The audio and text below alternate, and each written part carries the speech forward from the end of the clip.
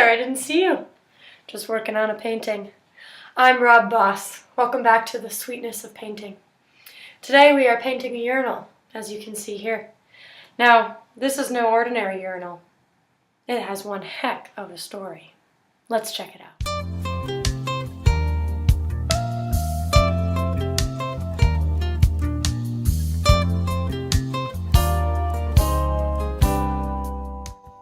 The year is 1917, and the art world had no idea that it was about to get turned upside down, and by a urinal nonetheless.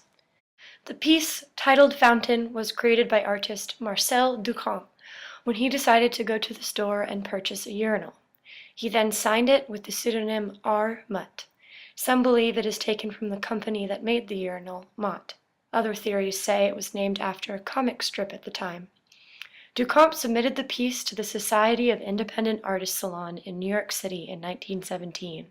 As a member of the Society's board himself, he wanted to test what the committee would consider as art. But Fountain was rejected by the committee, even though the rules stated all the works would be accepted from artists who paid the fee. After a brief discussion, it was decided that the $6 submission would be returned to Mr. Mutt, with a letter stating that it had no place in an art exhibition.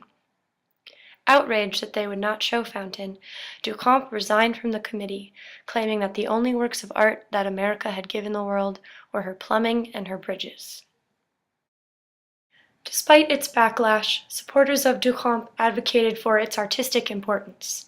In an editorial written by Beatrice Wood, a friend of Duchamp's, in the art journal The Blind Man, states, "Whether Mr. Mutt with his own hands made the fountain or not has no importance. He chose it. He took an ordinary article of life, placed it so that its useful significance disappeared under the new title and point of view. With that, he created a new thought for that object. Not long after its submission, the fountain went missing. However, in 1963, under the supervision of Duchamp, a number of replicas of Fountain were created, and for the first time were on display officially in an art gallery.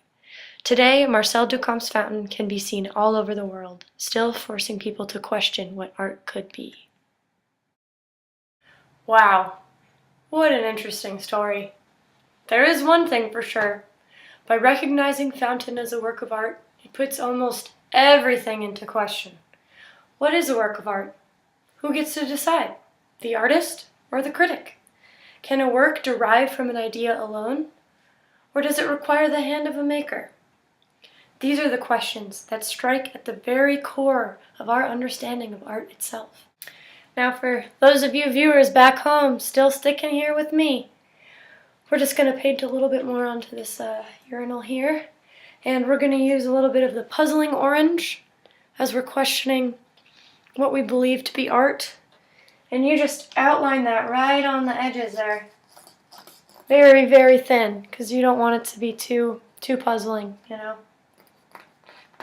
Now, as we're doing this, maybe we think about some other objects that we could use as ready-made art. Now, Duchamp's whole point about taking these everyday objects and putting them on a pedestal in a way that we will look at it completely differently. So, I'm going to go run to my kitchen. I'm going to go grab something. I'll be right back, and we're going to do an experiment here.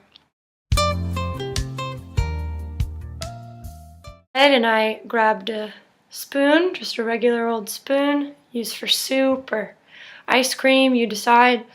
And we're just going to take a little bit of our mystery charcoal here, dip that in nice and get it on there. We're going to just paint right on there. I'm going to write R. Boss, that's my name. You know, you don't need to make it perfect. Just showing that you altered it only slightly.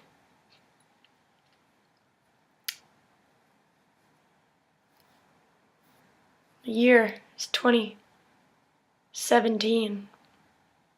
Now, when on display, you consider more than just what the spoon does as a function. Now we start to see the aesthetic of it, the design of it, the curves, the smoothness. And it's no longer just a spoon, because it's set in a gallery setting. Its meaning is completely different. Perhaps it could be phallic, or some sort of abstract take on weaponry. Maybe it's based off of a commentary on the rich versus the poor, silver being an unattainable material. Regardless of what it means, the fact that we're asking these questions about it, the fact that we're questioning what it is even, when obviously we know it's a spoon, is exactly what Duchamp and the ready-made movement wanted us to do. And it helps us to move forward about thinking how art can be perceived. Now, how about we ask some other people, other than me, and see if they think that urinal could be considered art.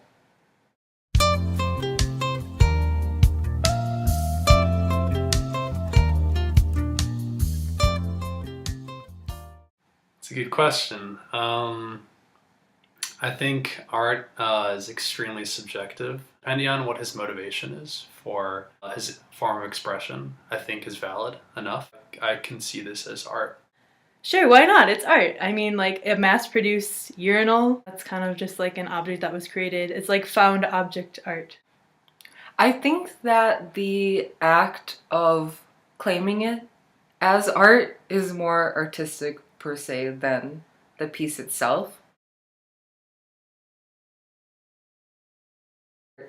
I would be critical of the fact that he didn't make it. But then you also get into the thinkings about everything is kind of stolen from something. Like all ideas are kind of built off of something that came before that was really similar. I think that there's constantly undermining people's ability to do art and like contesting like what is good art and what is bad art, and I don't think there is such a thing.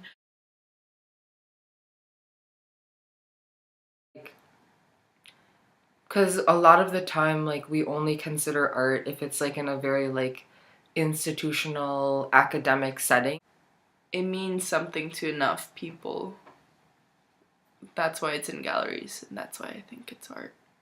Whether or not you might consider Duchamp's fountain to be art or not, one of its largest contributions to the art world comes from the conversations that have surrounded the piece.